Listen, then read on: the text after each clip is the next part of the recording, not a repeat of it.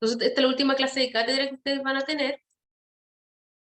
En esta clase vamos a ver regulación de la transcripción en eucariota y asociar cómo esta regulación está modificando la expresión, la manifestación de los genotipos. Entonces, vamos a partir con describiendo por qué la expresión génica determina la manifestación de los genotipos. Es decir, que el genotipo depende de la expresión génica.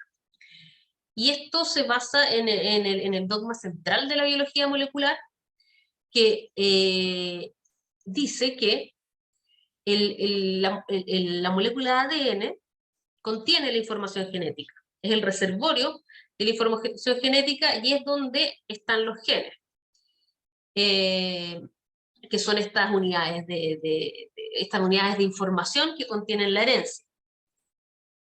El ADN, a través de la transcripción, genera una molécula denominada ARN, que es una molécula de ácido nucleico de simple hebra.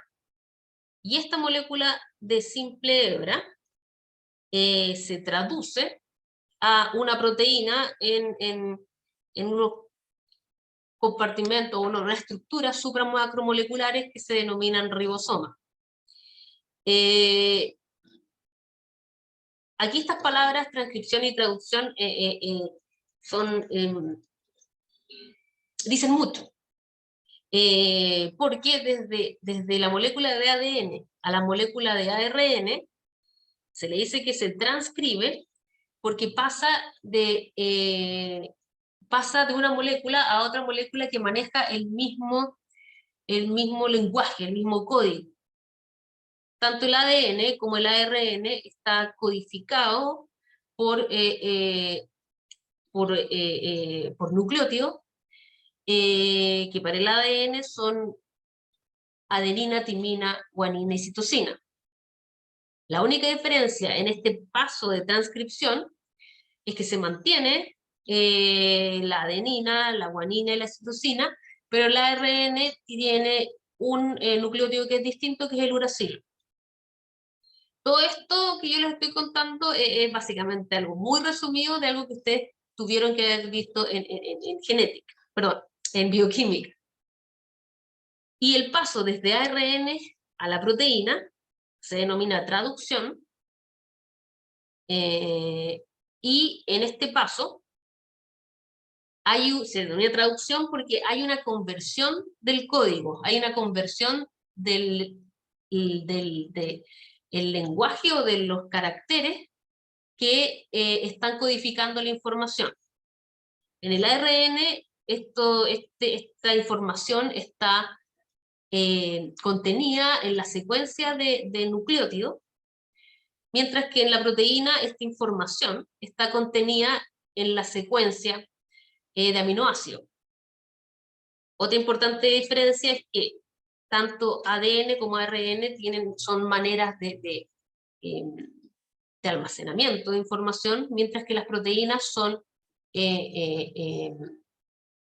es ya la función, es la forma de que se efectúa, o es la forma de que se expresa esta información. La proteína tiene información porque tiene una secuencia que la codifica, pero su principal función no es el almacenamiento de información, sino que su principal función es su principal función es efectuar las acciones que determinan el genotipo. Es decir, si un gen codifica para una enzima degradadora, la proteína es efectivamente la enzima, la proteína es quien realiza la acción. Y en este en el último lado de este panel, acá les muestro el código genético. Entonces este código genético es el código que permite traducir la información contenida en el ARN hacia una proteína. El código genético se dice que es degenerado porque existe más de una combinación de nucleótidos que se traduce a un mismo aminoácido. El código genético, la información contenida en el ADN y en el ARN, se lee en tripletes. Tiene que haber una secuencia de 3 nucleótidos que sean, para que sea leído un aminoácido. Bueno, todo eso ustedes lo tienen que haber visto en bioquímica también, y seguramente vieron estructuras de estos aminoácidos. Esos temas no los vamos a tocar. Entonces, el paso de este genotipo, que estamos pensando está contenido en el ADN, al fenotipo, es básicamente el paso del ADN a la proteína. Uno podría considerar que la proteína es el fenotipo, y que un organismo es un conjunto de proteínas, y que finalmente en la genética lo que uno hace es observar un fenotipo, y lo que hace es observar a nivel de organismo lo que provoca la mutación en un gen, la mutación en una proteína. Eso. ¿Dudas de esta parte general? Entonces, los conceptos basales que explican porque explican en el fondo cómo el fenotipo depende del genotipo. Pero en el paso de genotipo a fenotipo tenemos una una fase intermedia que es el ARN. Si consideramos que el genotipo es el ADN y el fenotipo es la proteína, acá en el dogma central de la biología molecular tenemos una fase intermedia que es el ARN. Entonces, los niveles que tengamos de ARN también van a determinar el fenotipo, ya que si tenemos mayor concentración de ARN, va a haber mayor proteína. Y estos niveles de ARN son regulados por el ambiente. Ustedes tienen que haber escuchado que el fenotipo es la suma del genotipo más el ambiente. Y esto es porque la mayoría de los genes de un organismo están siendo regulados por las condiciones ambientales, por la cantidad de nutrientes, por la alimentación, por la cantidad de luz, el fotoperiodo, un sinnúmero de factores ambientales que están regulando el genotipo y la expresión de estos genes. Existen, aquí puse 5, pero al final puse 4 porque si no me voy a extender demasiado. Existen al menos 4 niveles de regulación de la expresión génica. El cambio en la estructura de la cromatina, la activación y la represión de la transcripción, el procesamiento, particularmente el splicing y la degradación del ARN, y también hay regulación de la expresión génica mediante ARN interferente. El quinto paso, que regula la expresión génica, tiene que ver con la traducción de las proteínas. Existen ciertas condiciones ambientales que aumentan o disminuyen la capacidad de traducir un ARN mensajero. Esa parte que tiene más que ver con traducción no la vamos a ver en esta clase. En esta clase nos vamos a enfocar en estos 4 niveles de regulación de la expresión génica que tienen directa relación con la estructura, tienen directa relación, claro, con la estructura y la funcionalidad del ADN y con las moléculas de ARN. Entonces, vamos a recordar algo que vimos al principio de la clase, del año en el fondo, que el ADN tiene distintos niveles de organización, de un ADN lineal, descondensado, limpio, sin, que no interactúa con proteínas, hasta un ADN que está súper condensado, empaquetado en estas estructuras que vimos bastante, que son los cromosomas. A nivel intermedio, el ADN se organiza con ciertas proteínas que se denominan histonas, que son estas que están acá. Estas proteínas histonas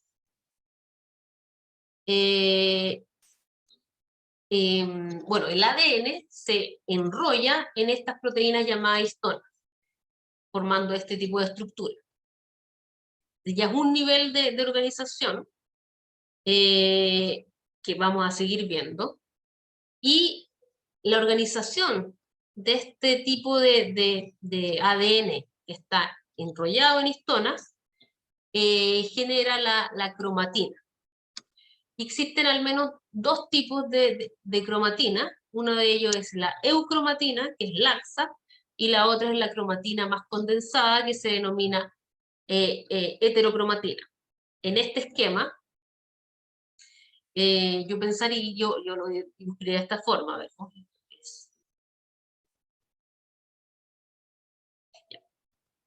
uno podría pensar que esto de acá es eucromatina,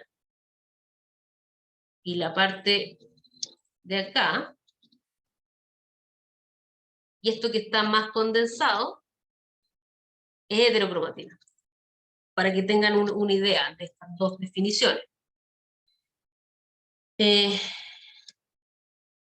Debemos considerar que para que exista transcripción, ustedes esto también lo tienen que haber visto en bioquímica, pero lo vamos a repasar. Para que exista transcripción, una enzima llamada ARN polimerasa, tiene que unirse a la molécula de DNA para sintetizar el ARN mensajero. Parte de la maquinaria de este complejo de ARN polimerasa son algunos factores de transcripción basales y otro tipo de factores de transcripción, y la ARN polimerasa en sí. Entonces, para que toda esta maquinaria se una, se puede unir al ADN y efectivamente expresar un gen, efectivamente producir ARN mensajero, la molécula de ADN tiene que estar libre de proteínas para que para que esta parte libre de proteína, que podría ser esto está, supone que está, el aumento no es tanto, pero en el fondo esto equivale a esto. Y en este fragmento de la molécula libre de proteínas pueden llegar factores de transcripción, la ARN polimerasa, e interactuar directamente con la molécula de ADN para que se active la transcripción. Tiene que haber espacio físico para una interacción directa de la ARN polimerasa y de los factores de transcripción con esta molécula de ADN para que se active la transcripción. Y de esta forma se pueda expresar esta proteína, este gen. Ok. Entonces, la modificación de la disponibilidad de espacios libres de proteína, espacios que no estén empaquetados en histona, espacios de la molécula de ADN que no estén en estado empaquetado, como está acá, de heterocromatina, es lo que permite que esos fragmentos, esas secuencias de ADN estén disponibles para que se transcriban. ¿Sí? Y existen varios mecanismos para abrir la cromatina para despejar las proteínas del ADN, en el fondo para dejar espacios de ADN en el cual se pueda unir la ARN polimerasa y los factores de transcripción. Y estos tres mecanismos son la modificación de las histonas, recuerden que estas son las histonas, el remodelamiento de la cromatina y la metilación del ADN. Esto se lo voy a explicar yo ahora.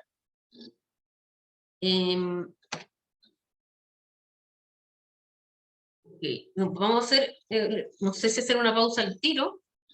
Vamos a hacer una pausa ahora de 10 minutos, considerando la clase la empezamos un poco más tarde, pero para mantener el sistema de 30 minutos y 10 de recreo, vamos a hacer una pausa de 10 minutos, pero 10 minutos exactos. A las 10:55 partimos de nuevo, seguimos con la clase. Y ahora sí está grabando. Ya. Y el procesamiento del ARN mensajero puede tener un efecto directo en la expresión génica. El empalme o splicing, yo no sé si ustedes lo alcanzaron a ver bioquímica, porque de repente los cursos se hacen bien cortos y esto queda bien atrás en la parte de biología molecular que tienen en el curso. Pero de manera general, el splicing o empalme ocurre para eliminar las secuencias intrónicas que hay en un gen. El gen va a estar compuesto en el ADN, el gen va a estar compuesto de secuencias que son exones y secuencias que son intrones. Los intrones están, son secuencias que no codifican para la proteína, mientras que los exones son secuencias que codifican para la proteína.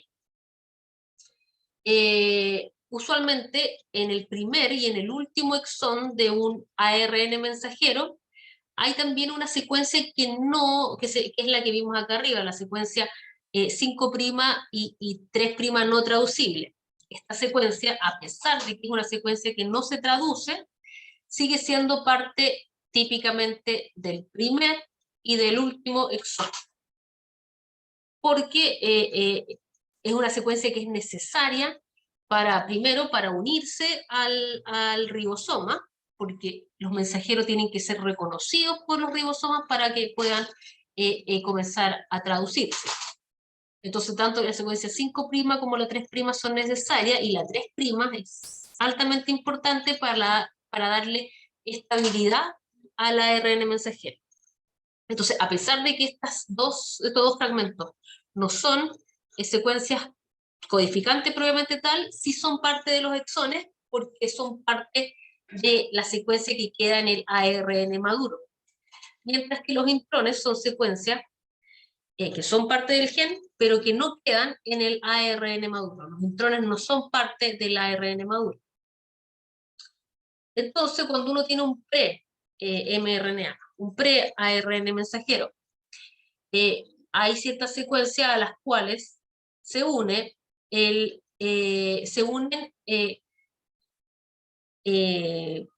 moléculas que son de tipo, también son ARN, pero son ARN nucleares pequeños. Estos ARN nucleares pequeños se denominan de U1 a U6. Y estos ARN pequeños, ARN nucleares pequeños, se unen a secuencias específicas que están en el exón. Y se unen a otras secuencias que están tanto por ejemplo, en el exón, se une una secuencia que está en el exón, digamos, de adelante, como en el exón de atrás, de donde está el intrón. En el intrón también hay algunas secuencias donde se unen otros de estos ARN pequeños. Entonces, y aquí ya tenemos al menos 3 tipos de secuencias que están en el mensajero que determinan que estos RNAs pequeños se unan a este mensajero inmaduro, a este pre-mRNA, y que determinan que se genere un corte en esta posición, se forma un complejo, de tal forma que el exón nunca queda libre, el exón siempre está unido a algún pequeño RNA, generando un complejo que se llama el complejo spliceosoma, y este complejo, a través de otro corte en el mensajero, libera el intrón. Y luego también genera que estos dos exones se unan a través de una reacción química, generando una secuencia lineal nuevamente de este ARN mensajero maduro. Yo no les voy a preguntar el detalle de cómo funciona y cómo se realiza el splicing, pero quiero que se queden con esta idea que el splicing igual no ocurre al azar, está determinado por ciertas secuencias que están en el mensajero inmaduro. Y que a estas secuencias se unen de manera específica ciertos ARN nucleares pequeños.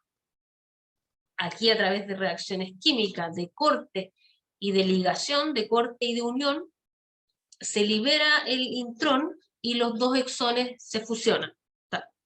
No se fusionan, se unen. A través de se liga el exón 1 con el exón 2.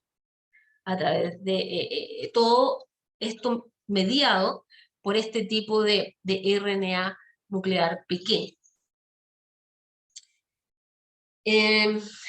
Ok. Eso es respecto al splicing. ¿Qué es el splicing o el empalme? Y cómo el empalme participa en la regulación de la expresión. Esto es a través de la generación de splicing alternativo. Es muy común, tanto en genes animales como en genes vegetales, que exista más de un sitio de splicing y que exista splicing alternativo. ¿Esto qué significa? Que bajo ciertas condiciones, si tenemos aquí dos sitios de splicing, bajo ciertas condiciones, uno de ellos se favorece versus el otro. Por ejemplo, aquí, cuando se favorece acá la unión de este primer U1, de este primer RNA pequeño, si acá se une el U1, implica que se va a salir todo hasta acá, hasta donde termina el intrón.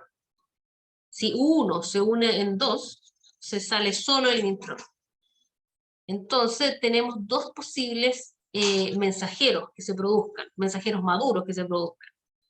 Y ellos difieren en la presencia de un exón, entonces un fragmento grande de la proteína que no va a estar. Esto, en algunos casos, puede ser efectivamente una mutación. Que hay una versión mutante del gen, a pesar de que a nivel genómico, a nivel del ADN sean iguales, va a haber, dependiendo de esta splicing alternativo, se va a privilegiar o no privilegiar, se va a desplazar el equilibrio a formar más de un mensajero versus el otro mensajero. Y estos pueden variar a nivel funcional.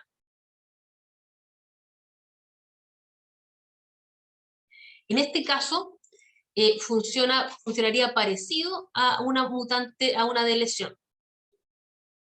Pero no es una deleción, sino que es un splicing alternativo, porque no ocurre a nivel de ADN, pero el efecto que se provoca puede ser el mismo. Y claro, es una deleción, que efectivamente una deleción funciona exactamente igual, en el fondo todo ese exón no va a estar. Pero no se dice que es una deleción porque no ocurre a nivel de ADN, ocurre a nivel de, perdón, no ocurre a nivel de ADN, sino que ocurre a nivel de ARN. por lo tanto se denomina splicing alternativo. Además, el mecanismo que lo produce es distinto. Aquí el mecanismo no es una de lesión por, no sé,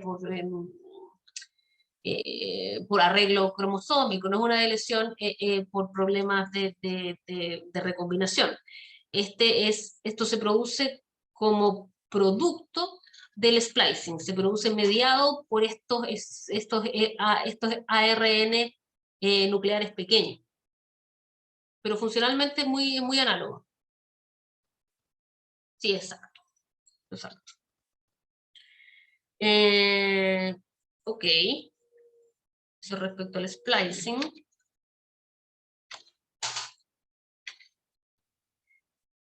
Y ahora el otro punto importante en el cual los ARN se regulan y que determina de tal forma, por lo mismo, la fuerza de la expresión de un gen, porque va a estar regulando el nivel de ARN y por lo tanto el nivel de proteína y el nivel de la expresión de este gen. Y estos dos mecanismos tienen que ver con la degradación del ARN y está directamente involucrado con la secuencia de la cola poli A y la capucha 5'. Durante la maduración de los mensajeros, en el 5' se generan modificaciones al inicio del mensajero, se generan modificaciones en los nucleótidos. Se generan varias fosforilaciones y después la adición de una guanina. Esta guanina es claramente no codificante porque dijimos que esta primera porción del ARN mensajero está la porción 5' no traducible. Y en esta porción se generan varias fosforilaciones y se genera la adición de guanina. Esta es una adición, ya, no vamos a entrar en el detalle bioquímico, pero se genera una adición de guanina y varias metilaciones en la guanina adicionada y también en las primeras bases, los primeros nucleótidos del ARN mensajero.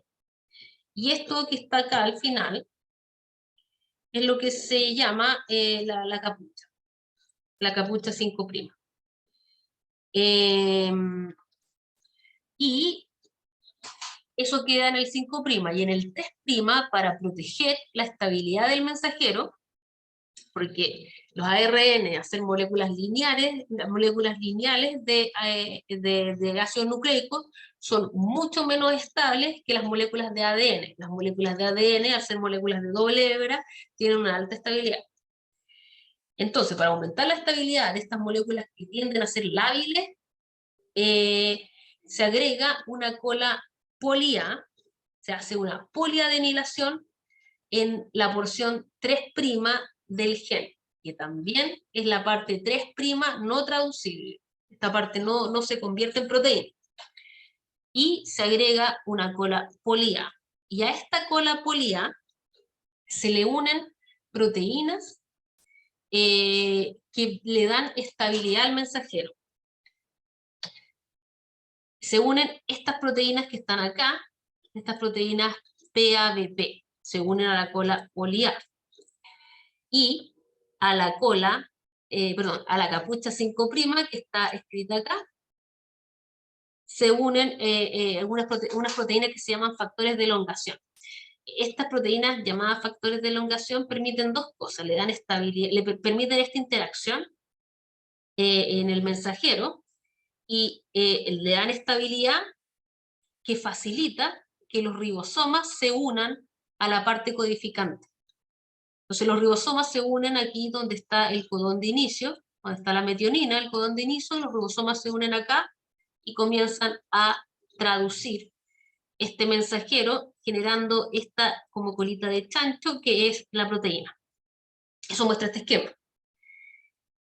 Entonces, los ARN tienen una vida media, que no es muy alta, tienen como un tiempo de vida. Y ese tiempo de vida está muy ligado a la capacidad que tienen estas proteínas PABP de unirse a la cola poli A. Estas proteínas, como todas las células, están en un constante equilibrio, se salen, se unen, se salen, se unen. Y la cola polía se va perdiendo, va perdiendo adeninas. Y llega a un punto crítico que pierde tantas adeninas que este complejo no se forma. Y al no formarse este complejo, la capucha 5' queda libre, y al quedar libre la capucha 5', comienza la degradación. Al quedar este fragmento expuesto, las RNA, en las células vegetales y animales hay muchas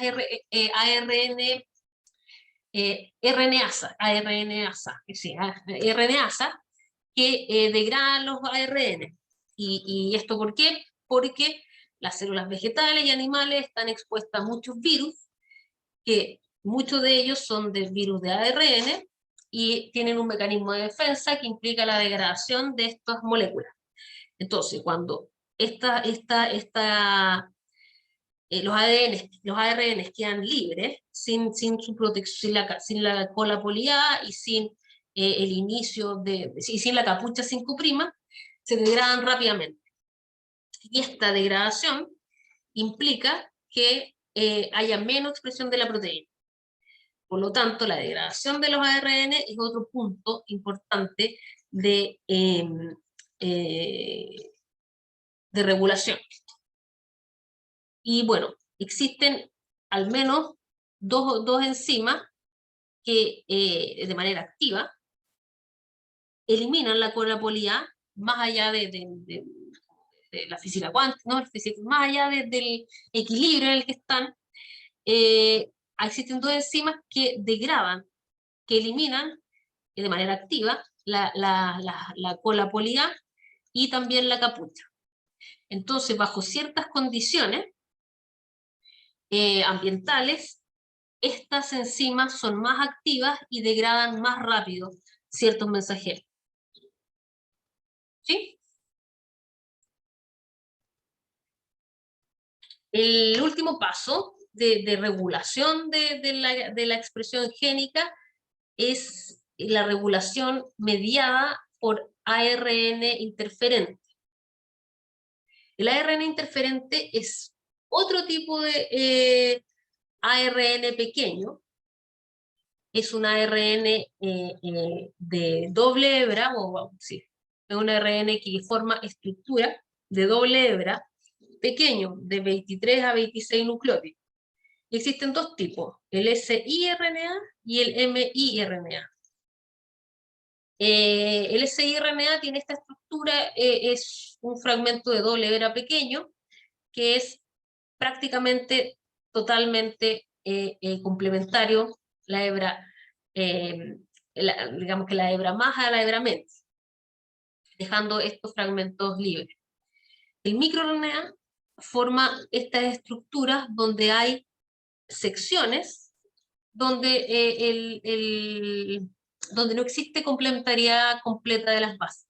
Y por eso se forman estos loops. Acá va a haber una secuencia que no, esta secuencia roja no es complementaria a esta secuencia azul. Entonces se forman estos loops. Y acá también tiene otro loop que permite la formación de la horquilla. Entonces al menos existen estos dos tipos de siRNA y ambos tienen funciones muy similares, que es la regulación de la expresión génica.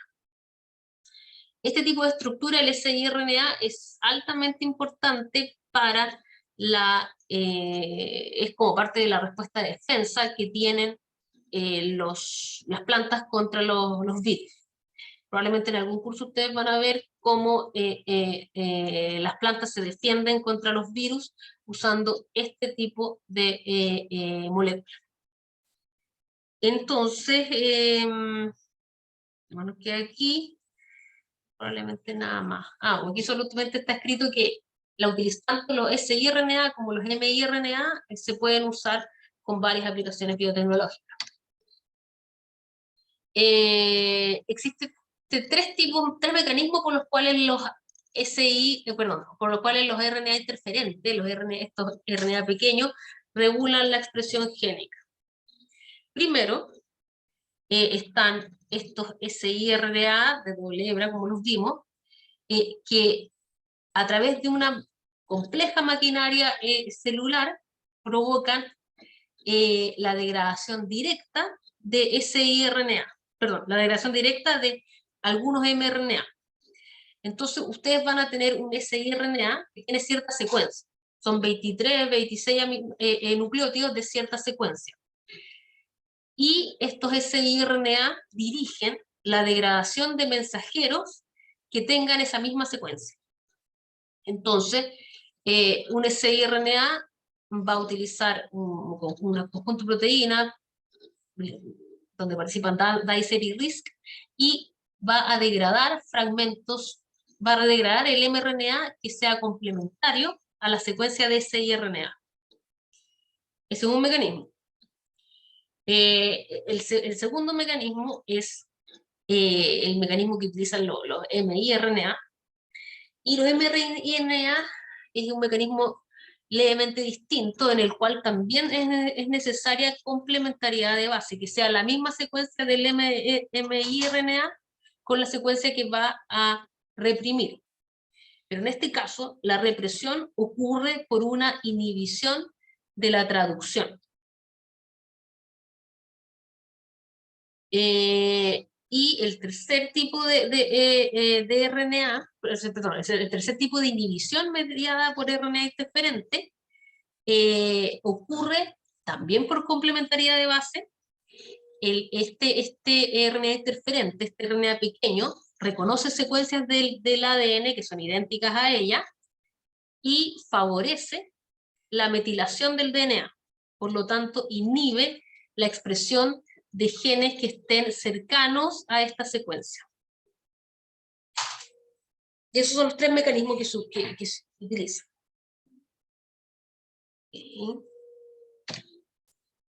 La última parte de la clase que me queda es algunas, en verdad, son dos herramientas de biología molecular que les quiero comentar, y que son importantes porque esto es lo que vamos a hacer en el práctico. La técnica de biología molecular que vamos a revisar es el PCR. Yo no sé si ustedes lo han visto antes en algún curso, quizá en bioquímica, no lo sé. El PCR es una técnica de biología molecular que utiliza las propiedades de la DNA polimerasa para identificar secuencias de interés, secuencias de ADN de interés.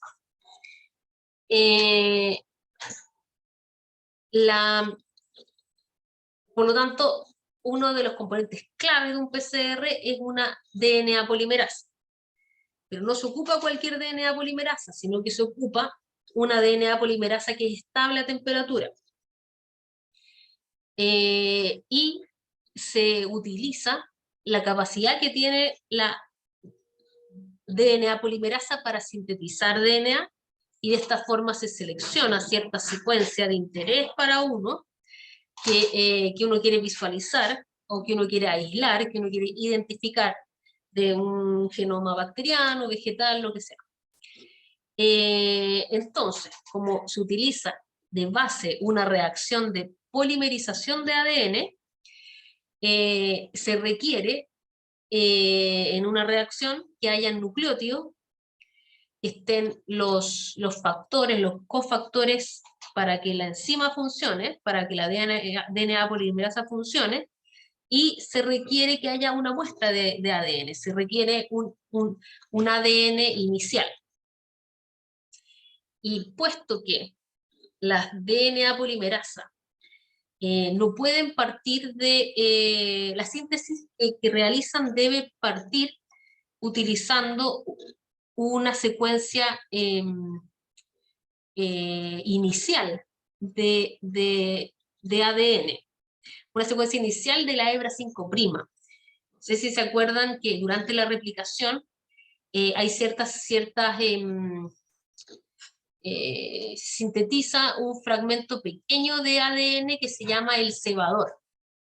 y este cebador se va uniendo a la molécula, a la hebra en templado, para que luego, en esta porción 5' se una la ADN polimerasa y continúe creciendo la hebra, adicionando el nucleótido al 3' de este primer, de este cebador, y siga creciendo la hebra en dirección 5' a 3', a través de la adición de un nucleótido al, al fosfato 3'. No, perdón, al OH 3', acá hay un OH. Al hidroxilo 3'. Y el crecimiento de la hebra va a ir en ese sentido. ¿Sí? Ese es el principio básico que se ocupa de la ADN polimerasa. En este esquema, ustedes pueden ver que se ocupan acá 2' o 2 cebadores. Ocupa uno acá y otro acá. Y esto es ¿por qué?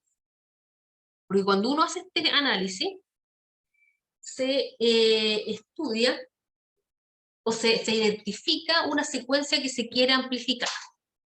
Vamos a tener un genoma completo.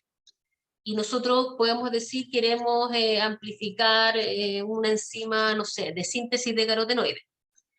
Entonces yo tengo que conocer la secuencia que quiero amplificar, tengo que conocer la enzima que quiero amplificar, diseñar partidores que digan que sean complementarios a esta zona.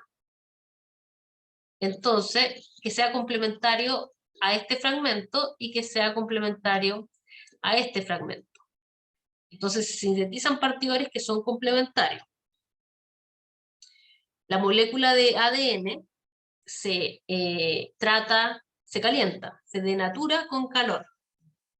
Se trata con calor, con 94 grados, 95 grados Celsius, para que el ADN original, el molde, el templado, se separe y la molécula de ADN se denatura.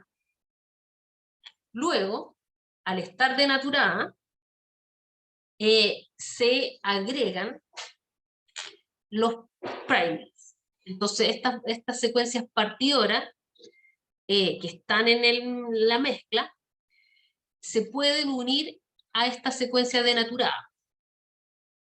Para unirse a esta secuencia denaturada, lo que se hace es pasar de estos 94 grados, donde la hebra está denaturada, se baja hasta una temperatura que es, no sé, que es alrededor de 60 grados Celsius, que permite que estas secuencias, que el cebador, el primer, se una con la secuencia la secuencia molde, la secuencia templado que se quiere amplificar.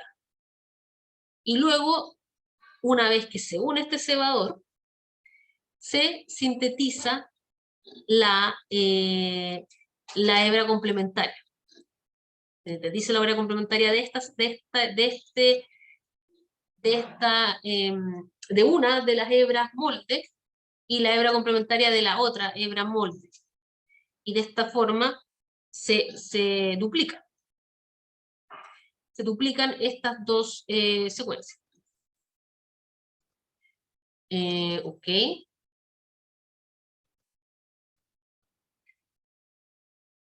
Y al duplicarse, al generarse la duplicación de estas dos secuencias, finalmente se termina con dos fragmentos provenientes de uno original, donde cada uno, aquí en azul está mostrada la hebra originaria y en naranjo la hebra nueva. Recuerden que la replicación del ADN es semiconservativa. Y de esta forma, siempre, en cada ciclo que se hace de la reacción, se va duplicando el contenido de ADN. Y este ciclo que yo les mostré se repite en un equipo, se repite 35, 30 veces, aumentando en cada ciclo al doble la cantidad del fragmento que se está amplificando. Cada vez se va a amplificar todo lo que esté delimitado por estos dos partidores. Siempre lo que está delimitado por estos dos partidores. Entonces, al final de estos 35 ciclos, se tiene una muestra que es enriquecida en los fragmentos delimitados por estos 35, delimitados por estos dos partidores. Que tiene una muestra que está enriquecida por estos fragmentos. Entonces, si partimos con un genoma o con un cromosoma que, no sé, tiene 100.000 nucleótidos, es una secuencia, es un cromosoma completo, pero es uno solo. Y ponemos un partidor para secuenciar un gen de estas 10.000 kilobases. Y después nosotros amplificamos por PCR solo un kilobase. Lo que vamos a ver y obtener al final es un enriquecido de un fragmento de 1 kilobase. Y el resto del cromosoma va a ser básicamente despreciable en comparación con el enriquecido que vamos a tener de estos fragmentos cortos. Y estos son los ciclos: el ciclo de denaturación a 94 grados, el ciclo de annealing o de annealing o de hibridación del cebador del primer con la secuencia molde, y el ciclo de extensión, que es la temperatura, en este caso son 72 grados Celsius, es la temperatura a la cual la DNA polimerasa realiza la reacción. La extensión, esta extensión de la síntesis del ADN ocurre a 72 grados Celsius. Y bueno, luego hay un ciclo de término que a 4 grados, pero solo para mantener la muestra. Aquí tenemos otro esquema que muestra básicamente lo mismo. Aquí se pone, claro, aquí tenemos el molde, ¿cierto? Este es el molde. Vamos a tener el tratamiento de denaturación del ADN a 95 grados. Las hebras se van a separar. Cada uno de los partidores se va a unir a una hebra del ADN y se va a generar una molécula donde una de las hebras es nueva, la otra de las hebras es vieja. Esto vamos a hacer de nuevo una denaturación a 95 grados. Y esta denaturación a 95 grados nuevamente va a separar las hebras. Pero aquí va a haber en el fondo una que es nueva del ciclo, es del ciclo anterior, pero sigue siendo nueva en el proceso. No es la original del molde. Y esta se va a sintetizar, va a generar su hebra complementaria. Luego vamos a tener, después del terminado el segundo ciclo, dos hebras que son totalmente nuevas. Y aquí vamos a tener una nueva denaturación, generando al tercer ciclo mayoritariamente hebras que son nuevas, hebras que son cortas del fragmento, del tamaño del fragmento que está delimitado por los dos primers. Y esto se va a seguir multiplicando, esto solo en el ciclo 3. Se hacen 35 ciclos de esto, por lo tanto lo que se obtiene al final es mayoritariamente fragmentos de este tipo. Fragmentos que están delimitados por la secuencia de los partidores. Me queda muy poquito, así que yo creo que voy a terminar y ahí terminamos la clase, ¿no? Me queda muy poquito. Luego está el cómo se visualizan estos fragmentos, porque estos va a estar en un tubo de laboratorio que es muy pequeño, y caben en este tubo 250 microlitros, muy pequeño. Bueno, y ustedes es lo que van a cargar, lo que van a utilizar en el práctico. Nosotros le vamos a dar tubos que tienen el producto de la reacción de PCR. Entonces estos tubos que tienen el producto de la reacción de PCR, ustedes los van a visualizar en una electroforesis de agarosa. Y es una electroforesis de agarosa. Es una técnica que se ocupa para separar moléculas según la movilidad que estas moléculas tienen en un campo eléctrico. Entonces, acá nosotros vamos a tener una cámara que tiene un campo eléctrico que tiene un polo negativo y un polo positivo. Las moléculas de ADN son moléculas cargadas negativamente por el grupo fosfato que tiene el ADN. Entonces son moléculas negativas. Por lo tanto, al ser moléculas negativas, se mueven desde el polo negativo al polo positivo. Y uno pone la muestra que tiene las moléculas de ADN, el producto PCR, lo pone acá, y luego se prende la cámara de electroforesis, se genera un campo, el campo eléctrico, y por lo tanto las muestras que están cargadas eléctricamente, como el ADN, se mueven en dirección, se mueven atraídas por el polo positivo, ya que la molécula de ADN tiene una carga negativa. La rapidez que ellas se mueven en esta matriz de agarosa depende del tamaño, de tal manera que moléculas grandes se van a mover lento, moléculas pequeñas se van a mover más rápido. ¿Por qué? Porque la matriz en la que están es una matriz semisólida, es una matriz, es un gel. Y la rapidez que se muevan desde acá donde las ponemos al polo positivo va a depender del tamaño. Depende también de la carga, pero en este caso, como todo está cargado negativamente, a la larga depende del tamaño, porque a medida que agrando la molécula, también se agranda la carga. Entonces la carga aquí no juega un papel importante, sino que la gradiente de separación está dada por el tamaño. Porque a medida que sea más chico, más fácil se va a ir moviendo en esta matriz de agarosa. ¿Okay? Esto les va a quedar un poco más claro cuando hagamos el práctico, porque lo van a ver, va a ser visualmente más simple. Y finalmente, uno a la muestra le agrega una tinción que marca el ADN, es una tinción fluorescente que marca el ADN y que brilla al ser expuesto este gel con luz ultravioleta. Nosotros tenemos una cámara, un dispositivo que irradia luz ultravioleta. Esto ustedes no lo ven directamente con los ojos, sino que se pone una cámara cubierta por un dispositivo negro, y se puede tomar una foto de esto. Y hasta acá ustedes van a llegar en el práctico. Entonces nosotros les vamos a explicar qué hay en cada tubo. Ustedes van a correr un gel de este tipo, una electroforesis, y van a tener bandas. Y nosotros los vamos a ayudar a entender qué significan esas bandas. Y va a depender del problema que les vamos a plantear ese día. Pero este es el contexto general de qué es lo que, no sé, la bioquímica o la biología molecular que hay detrás del ensayo que van a hacer. Porque el ensayo igual va a tener una pregunta genética. Eso es todo por hoy, chicos, chicas.